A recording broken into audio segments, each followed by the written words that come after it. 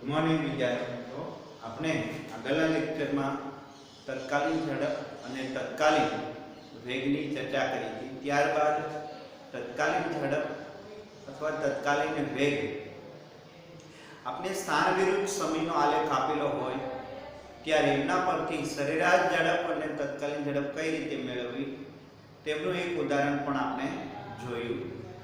હવે વિદ્યાર્થી મિત્રો, આપણે ટેક્સ્ટ બુકમાં જોઈએ તો ટેક્સ્ટ બુકમાં બે થિયરી આપણે જે ભણ્યા એ બે થિયરીને અનુલક્ષીને બે ઉદાહરણ છે, જેમાં ઉદાહરણ 1 એ આપણે લઈએ. ટેક્સ્ટ બુકમાં ઉદાહરણ 1 પેજ નંબર 43 પર ઉદાહરણ 1 એમની રકમ આ રીતની છે. કંઈક એક કાર સુરેખ માર્ગ પર ગતિ કરે છે. વિદ્યાર્થી મિત્રો, અહીંયા રકમ લખતો નથી. જે તમારી પાસે ટેક્સ્ટ બુક હોય તો એમાં તમે રકમ જોઈ શકો છો. એક કાર સુરેખ રેખા પર ગતિ કરે છે. જેમ કે આકૃતિ 3.1 એટલે કે ટેક્સ્ટ બુકમાં આગળ આકૃતિ 3.1 આપેલી છે. માં ઓપી આ કાર 18 સેકન્ડમાં ઓ થી પી જાય છે અને 6 સેકન્ડમાં પી થી ક્યુ પરત જાય છે. તો એ કાર ઓ થી પી જાય ત્યારે અને બી કાર ઓ થી પી પર જઈ ક્યુ પર પાછી ફરે ત્યારે તેનો સરેરાશ વેગ અને સરેરાશ ઝડપ શું હશે તે દર્શાવો. તો એ આકૃતિ 3.1 કંઈક આ રીતની છે. વિદ્યાર્થી મિત્રો, જે આપણે દોરીએ છીએ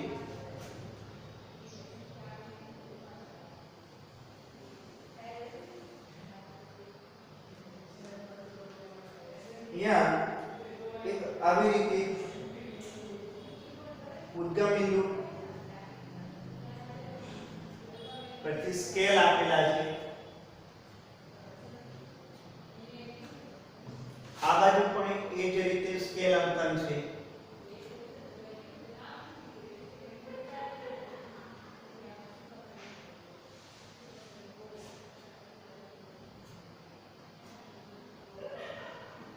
-40 -80 -120 -160 x ડેશ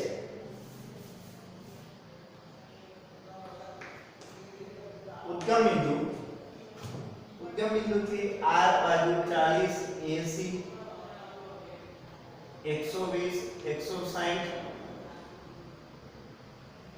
200 240 280 અને અહીંયા આપણે આપણો કરીએ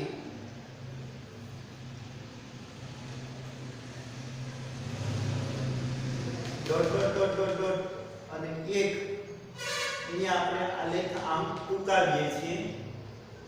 તો એક પી બિંદુ છે 360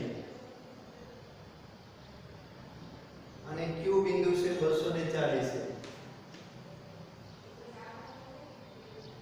ઓ બિંદુ ઉદ્ગમ બિંદુ અને આ બિંદુ -120 છે. તો આપણે આ રીતે કીધું છે કે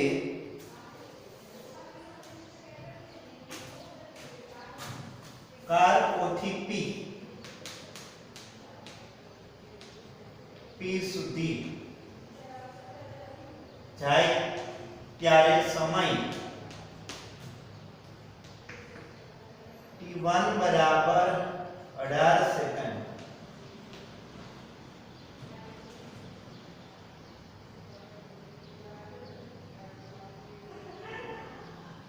અને 6 સેકન્ડમાં p થી q પરત થાય.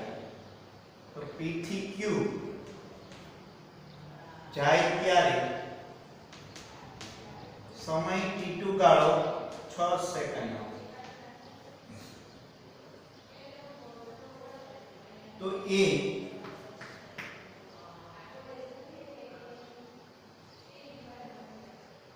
ઓપી દરમિયાન સરેરાશ ઝડપ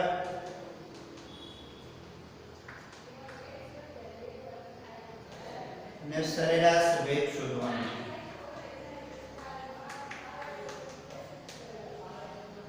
બી P થી Q O થી Q દરમિયાન સરેરાશ ઝડપ અને સરેરાશ વેગ શોધવાનો.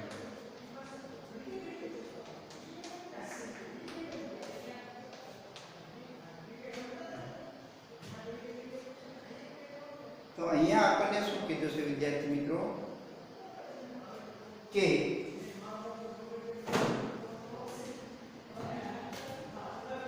આપણને કહે છે કે એક કાર ઉદ્ગમ બિંદુથી ગતિની શરૂઆત કરે છે.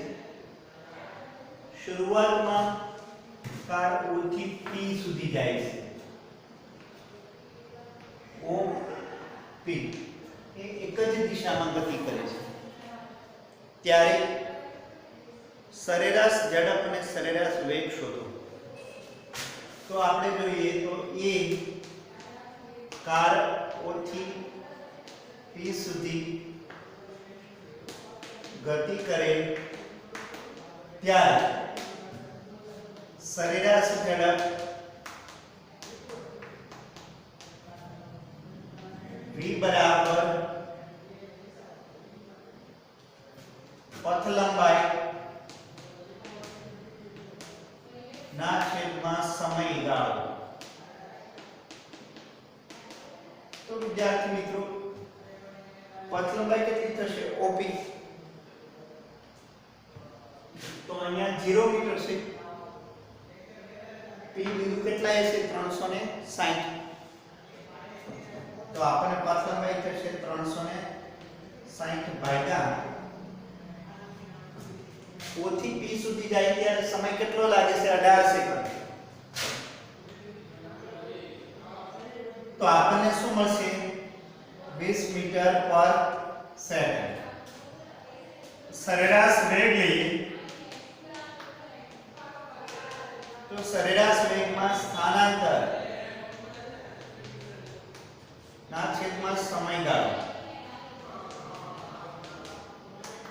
તો સ્થાનાંતર વિદ્યાર્થી મિત્રો O થી P જેટલું જ છે અને આગળ પર આપણે ભણી ગયા છીએ કોઈ એક જ દિશામાં વત્તા x ની દિશામાં ગતિ કરતો હોય કોઈ પણ પદાર્થ ત્યારે એનું સ્થાનાંતર અને પથ લંબાઈ બંને સમાન હોય. ત્યારે પણ 360 ભાગ્યા 18 એટલે 20 મીટર પર સેકન્ડ. તો આ કિસ્સામાં સરેરાશ વેગ અને સરેરાશ ઝડપ બંને સમાન હોય. હવે આપણને શું કીધું છે b માં કણ O થી P સુધી જાય તો P થી ફરી પાછો Q બિંદુ પર આવે છે ત્યારે એની સરેરાશ ઝડપ અને સરેરાશ વેગ શોધો. અહીંયા કણ O થી P P થી Q સુધી જાય ત્યારે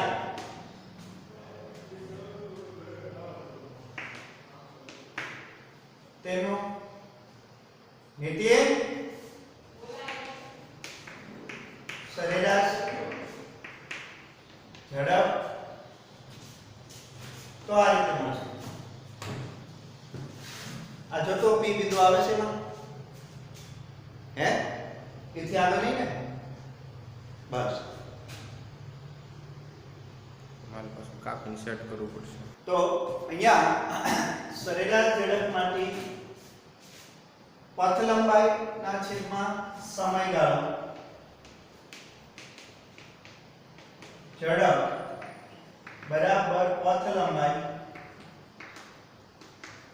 ના છેદમાં સમયગાળો. તો વિદ્યાર્થી મિત્રો પથ લંબાઈ કેટલી થશે તો કે O થી P અને P થી પાછું Q તરફ એટલે O થી P 360 અને 360 થી ફરી પાછા આપણે 240 તરફ આવવાનું રહેશે. તો એ સમય દરમિયાન આપણે કેટલો મળશે? તો કે ડબલ ટ્રીપમાં આપણે 240 બાદ કરી નાખીએ તો પણ આપણે મળી જાય. તો ડબલ ટ્રીપ એટલે કે O થી P ને P થી O. તો એ અંતર થશે આપણે કેટલો? 720. 360 પ્લસ 360 720. એમાંથી આપણે આ અંતર બાદ કરી દઈએ એટલે આ અંતર આપણે મળી જાય. ફરીવાર કહું, ધ્યાન આપો. આપણે આ ટોટલ અંતર છે, આટલું અંતર O થી P અને P થી O એ કુલ થશે 720. કેમ કે આ 360 વત્તા 360 એટલે 720. એમાંથી આપણે આ અંતર બાદ કરી 240. 720 માંથી 240 બાદ કરીએ આપણે તો વિદ્યાર્થી મિત્રો કેટલા મળશે આપણને? તો કે 700 માંથી 200 બાદ કરી નાખીએ. 220 બાદ કરીએ તો 500 અને 500 માંથી 800 480. કુલ પરસેન્ટેજ થશે 480. હવે આપણે સમય કેટલો કીધો છે? તો કે O થી P તરફ જઈએ ત્યારે 18 સેકન્ડ લાગે છે અને P થી Q તરફ જાય ત્યારે 6 સેકન્ડ લાગે. તો 18 પ્લસ 6 એટલે 24 સેકન્ડ લાગે. એટલે 24. એકદમ સમય દરમિયાન કેટલી થશે?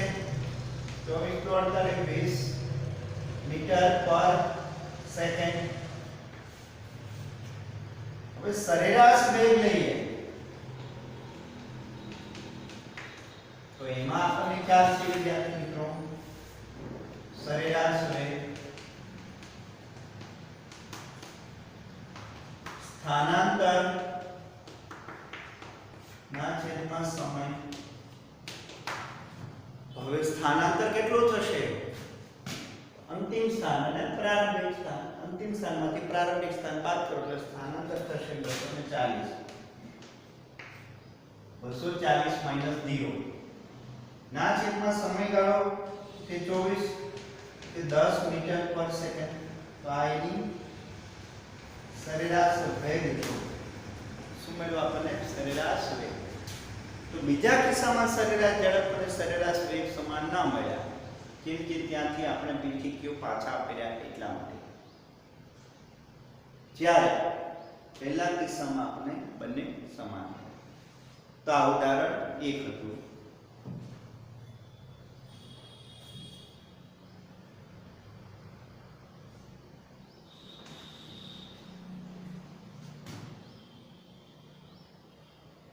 ત્યારબાદ આપણે વિદ્યાર્થી મિત્રો ઉદાહરણ 2 તરફ જઈએ. તો ઉદાહરણ 2 આ રીતનું છે.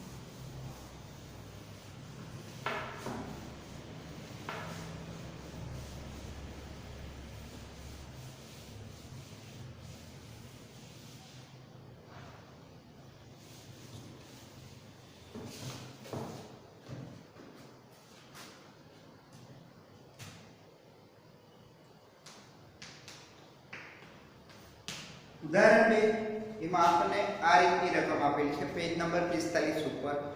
ટેક્સ્ટ બુકમાં પેજ નંબર 45 ઉપર ઉદાહરણ 2. x અક્ષને અનુલક્ષીને ગતિ કરતા એક પદાર્થનું સ્થાન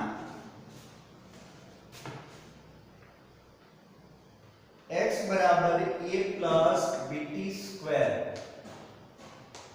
વડે દર્શાવવાનું. જ્યાં a અચળાંક છે એનું મૂલ્ય છે 8.5 મીટર અને b અચળાંક છે એનું મૂલ્ય છે 2.5 મીટર પર સેકન્ડ સ્ક્વેર. હા t બરાબર 0 સમયે તેનો વેગ કેટલો હશે?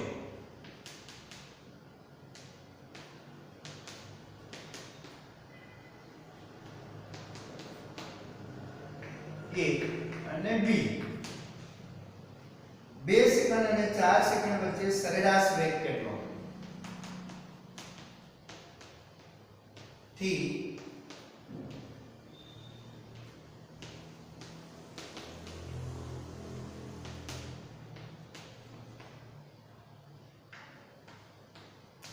સરેરાશ વેગ ખાલી જગ્યા.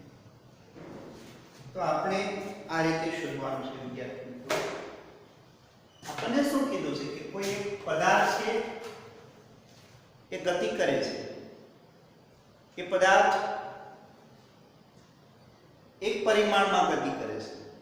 એ પદાર્થ x અક્ષની દિશામાં ગતિ કરે છે. એવો ખ્યાલ શા માટે આવે છે આપણને? તો કે એનું સમીકરણ આપેલું છે, ગતિનું સમીકરણ x બરાબર a પ્લસ bt સ્ક્વેર. એટલે કે એનું સ્થાન સમય સાથે આ રીતે બદલાય છે. તો પદાર્થનું સ્થાન સમય સાથે નીચેના સમીકરણ અનુસાર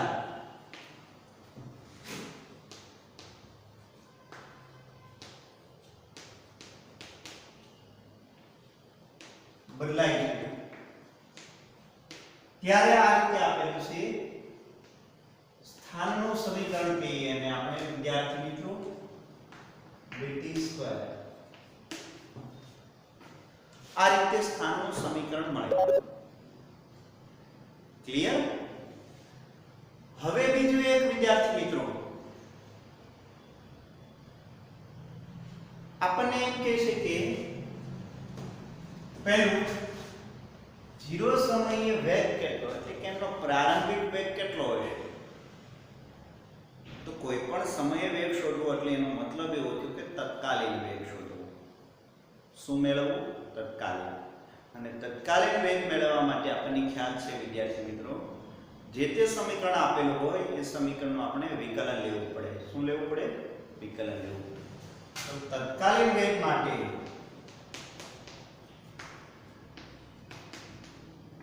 માટે આપણે આ રીતે લખીએ છીએ તત્કાલીન વેગ dx dt. આપેલા સમીકરણનું સમયની સાપેક્ષે વિકલન. તો આમાં એ પદ, પહેલું પદ એમાં સમય નથી, t છે નહીં, તો એમનું વિકલન શૂન્ય થઈ જાય. એ ખાસ ધ્યાનમાં રાખવાનું વિદ્યાર્થી. બીજું પદ bt સ્ક્વેર છે. તો bt સ્ક્વેર માં ઘાત 2 છે, તો એને આગળ લઈ લેવાનું 2bt. હવે કેટલી ઘાત હતી? 2. એમાં એક ઘાત ઓછી કરી નાખવાની. તો bt સ્ક્વેર નું વિકલન આ રીતે થાય. માં b એમનેમ રહેશે, t સ્ક્વેર માં 2 ઘાત આગળ લઈ આવે, જે ઘાત હતી એમાંથી એક ઘાત ઓછી થઈ જાય. એટલે વેગનું સમીકરણ આપણને આ રીતે મળશે b/bt. હવે આપણને એમ કહે છે કે આ t બરાબર 0 સમયે વેગ, તો એને પ્રારંભિક વેગ કહીએ આપણે. તો આ t માં 0 કિંમત મૂકીએ તો 0 મળશે મીટર પર સેકન્ડ. તો આ પ્રારંભિક વેગ એમનો 0 મળશે, 0 સેકન્ડ.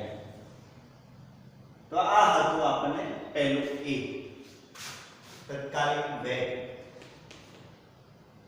ત્યારબાદ આપણે એમ કહીએ b, 2 સેકન્ડ થી 4 સેકન્ડના ગાળામાં સરેરાશ વેગ. તો સરેરાશ વેગ માટે સમીકરણ આપણે ખ્યાલ છે વિદ્યાર્થી મિત્રો, આ હતું તત્કાલીન વેગ. તત્કાલીન વેગમાં વિકલન લેવું પડે. સરેરાશ વેગ જોઈએ વિદ્યાર્થી મિત્રો, તો આ રીતનું મળશે આપણને xf xi અથવા x2 x1 t2 t1. હવે આ આપણે યામ શોધવાના છે. તો એ યામ આ રીતના મળશે. t1 ની કિંમત આપણે સમીકરણ 1 માં મૂકીએ તો આપણે x1 મળે. x1 બરાબર a ની કિંમત છે 8.25 વત્તા b ની કિંમત છે 2.5 t. a ની કિંમત કેટલી આપેલી છે આપણને 2, તો 2 નો વર્ગ, તો એ થશે 8.5 વત્તા 2 નો વર્ગ એટલે 4. 4 આમની સાથે ગુણાય એટલે 20 0 2 8 એટલે 10. તો આપને મળશે 18.5 મીટર. તો આ સ્થાન મળ્યું. કયા સમયે? 2 સેકન્ડે પદાર્થનું સ્થાન.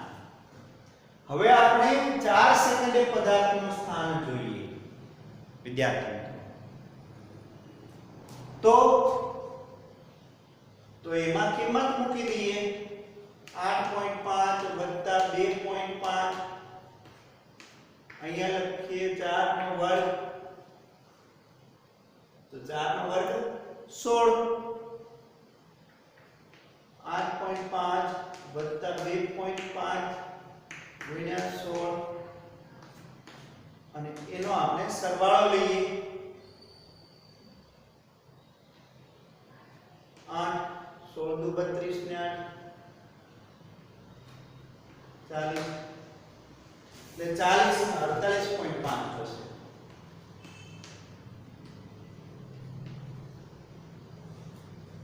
તો આ રીતે આપણને મળશે. હવે આપણે કિંમત મૂકી દઈએ સરેરાશ વેગ માટે. x2 48.5 માઈનસ x1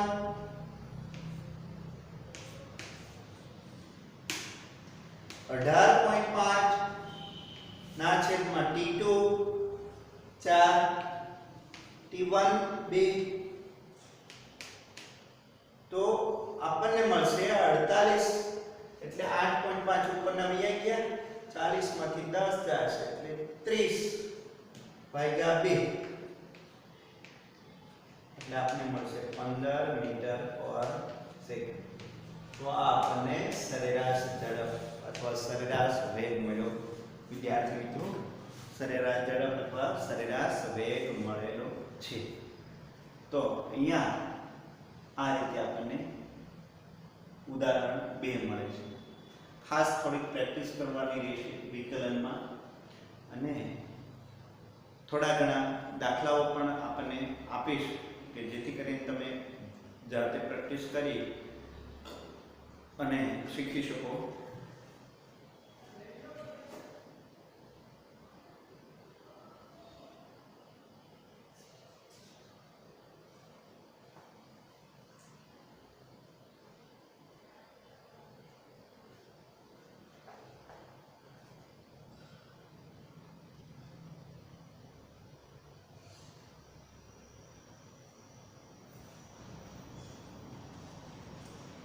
તો અહીંયા આપણે તત્કાલીન વેગ ને સરેરાશ વેગ એની સમજૂતી આપણે મેળવી.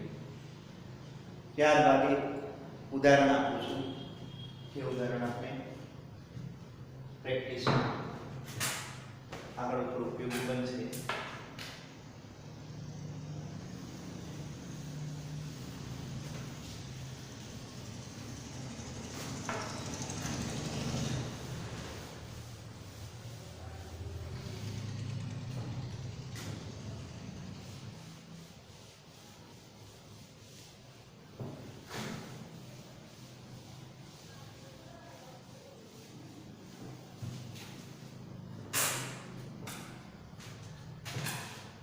एक्स्ट्रा एग्जाम्पल से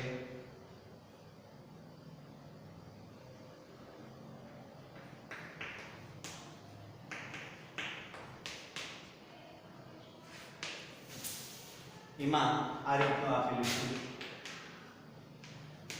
કોઈ એક પદાર્થ એક પરિમાણમાં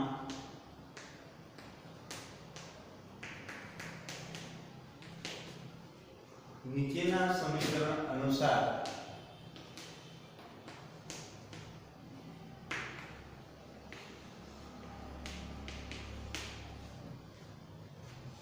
ગતિ કરે છે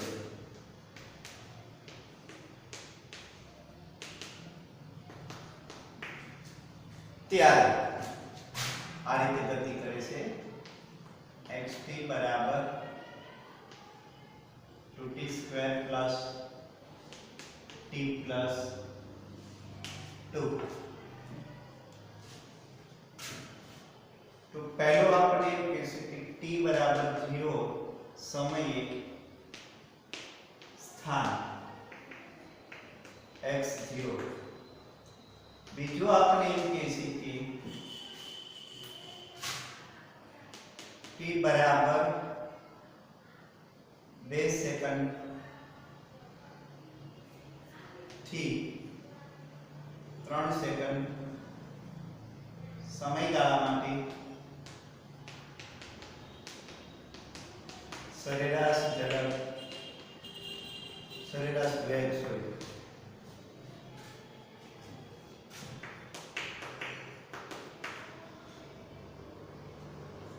3 સેકન્ડે તત્કાલીન વેગ 4 t બરાબર 0 સમયે વેગ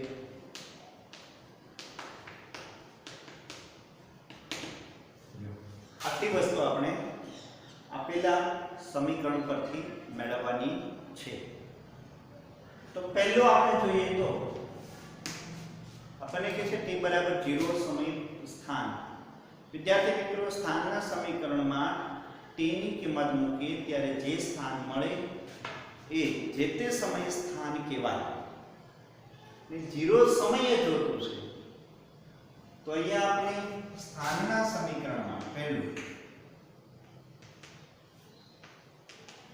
સ્થાનના સમીકરણમાં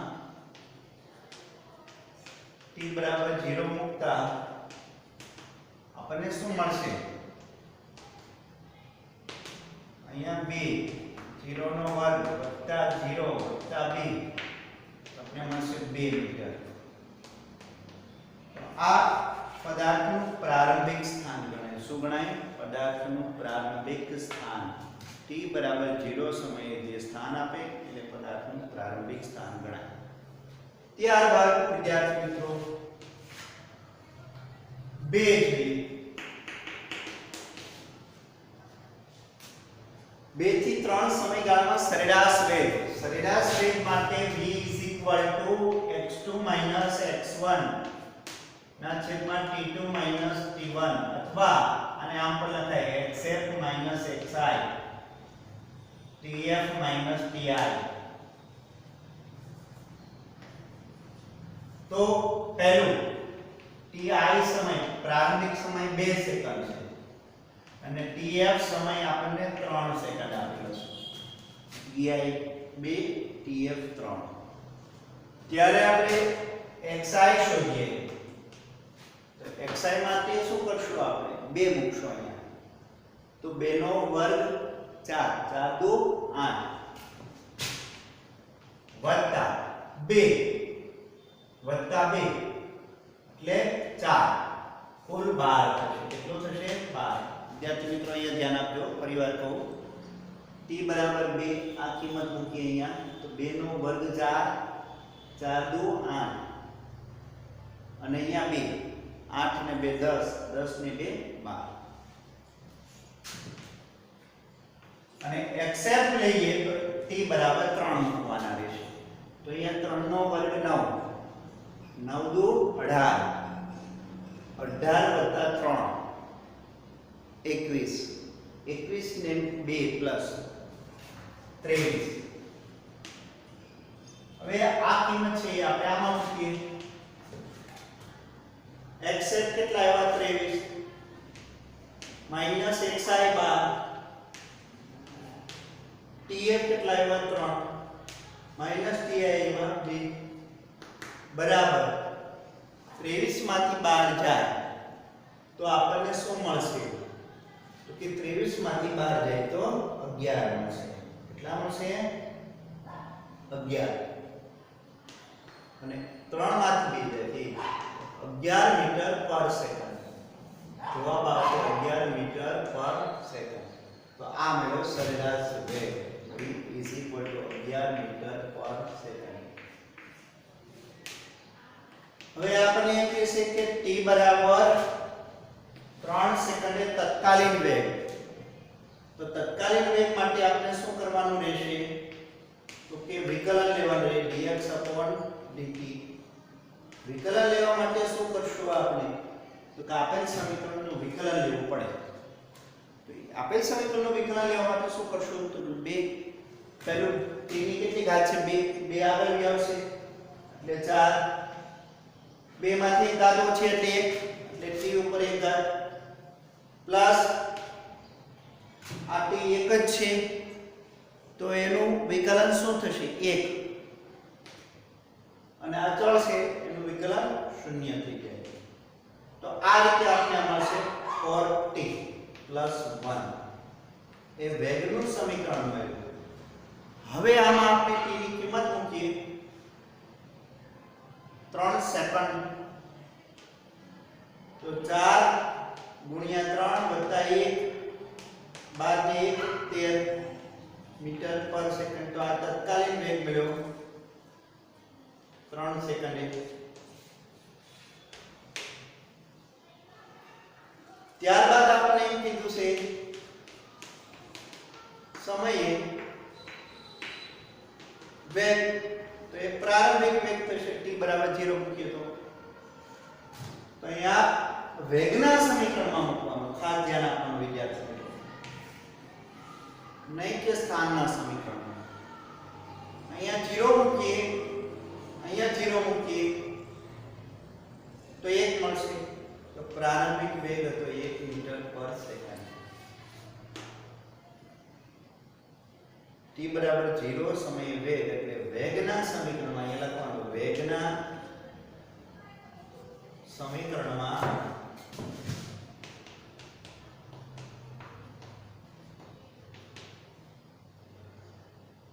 વેગના સમીકરણમાં